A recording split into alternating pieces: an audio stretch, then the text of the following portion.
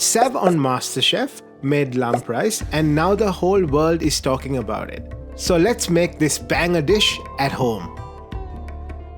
This dish is a mashup of Sri Lankan Dutch flavors and textures. Let's start off by making the yellow rice. The spices and coconut milk go straight into the rice cooker. Onto the cashew curry. To access full recipes of these individual dishes, stay tuned to this playlist on YouTube or check out the link in the description.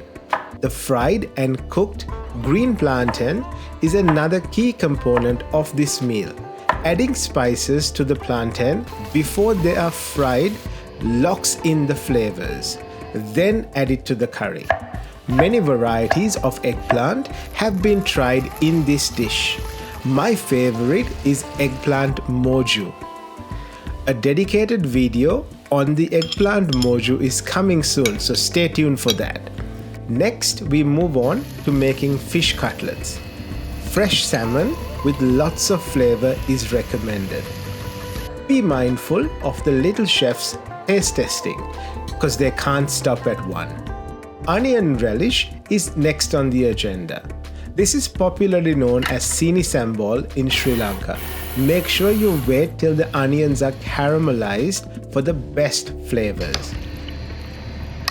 We use organic whole chicken for the chicken curry. Whole boiled eggs, lightly fried, is the last component of this dish. Let's start with the rice, the egg, cashew curry, onion relish, twice cooked green plantain, fish cutlet, chicken curry, and then the eggplant moju. Now let's wrap this package in a way that keeps it until the flavors have all come together. Bake in the oven prior to serving.